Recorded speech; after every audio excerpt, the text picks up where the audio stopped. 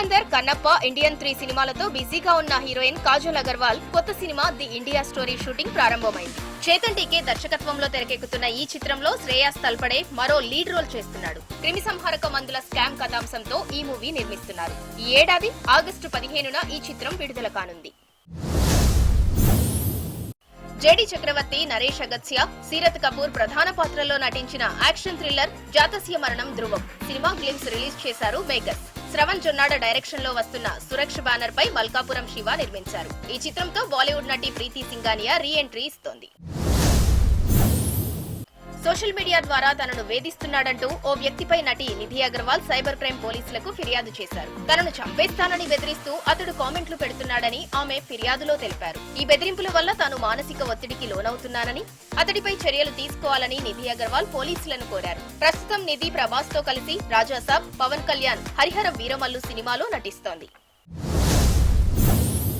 Hero Nikhil career లో 20వ సినిమాగా తెరకెక్కుతున్న స్వయంభూ సినిమాకు మ్యూజిక్ కంపోజిషన్ మొదలైంది.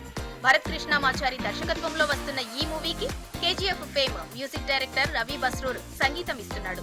పాన్ ఇండియన్ రేంజ్ లో తెరకెక్కిన ఈ చిత్రంలో యుద్ధ వీరుడిగా నిఖిల్ నటించగా మలయాళ బ్యూటీ సంయుక్త మీనన్ జోడీ కట్టింది. బెల్లంకొండ సాయి శ్రీనివాస్ హీరోగా లుధీర్ బైరెడ్డి దర్శకత్వంలో వస్తున్న సినిమాకు హైందవ టైటిల్ ఫిక్స్ చేశారు మేకర్స్. ఇందుకు సంబంధించిన టైటిల్ గ్లిమ్స్ విడుదల చేశారు. హైందవ ఆలయాలకు సంబంధించిన రహస్యాల చుట్టూ సినిమా ఉన్నట్లు గ్లిమ్స్ చూస్తే అర్థమవుతుంది. సంయుక్త మీనన్ ఈ సినిమాలో హీరోయిన్ గా నటించింది.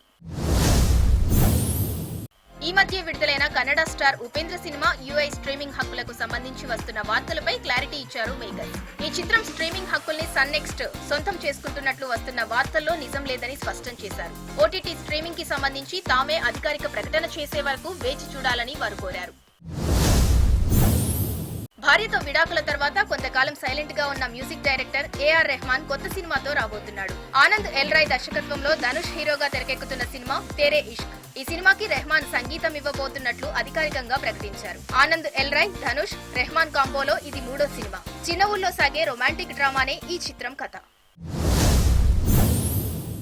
సైబర్ మోసాల పట్ల ప్రతి ఒక్కరూ జాగ్రత్తగా ఉండాలంటూ hero Vijay Deverakonda special video release చేశారు.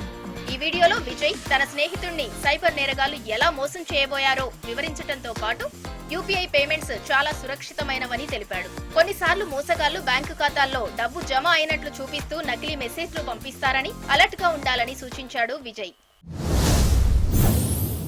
తమిళ హీరో సూర్య నటించిన latest movie retro. Karthik Subbaraj దర్శకత్వంలో వస్తున్న ఈ సినిమా మే 1న ప్రపంచవ్యాప్తంగా విడుదల చేస్తున్నట్లు పోస్టర్ ద్వారా ప్రకటించింది చిత్ర యూనిట్. రెట్రో మూవీలో సూర్య డిఫరెంట్ వేరియేషన్స్ లో కనిపించబోతున్నాడు. సూర్యకు జోడీగా పూజా హెగ్డే నటించింది. 2D ఎంటర్టైన్మెంట్స్ బ్యానర్ పై స్వయంగా సూర్య, జ్యోతిక ఈ సినిమాను నిర్మిస్తున్నారు. 36 ఏళ్ల తర్వాత రాజేంద్ర ప్రసాద్, అర్చన కాంబోలో వస్తున్న సినిమా షష్టి పూర్తి. ఫ్యామిలీ డ్రామాగా రూపొందించిన ఈ చిత్రం నుంచి గ్లిమ్స్ విడుదల చేశారు మేకర్స్. కుటుంబ విలువలు, భావోద్వేగాలతో నడిచే ఈ కథతో వస్తున్న ఈ సినిమాలో రాజేంద్ర ప్రసాద్, అర్చన భార్యాభర్తలుగా నటించారు. ఈ మూవీకి ఇళయరాజా మ్యూజిక్ ఇచ్చారు.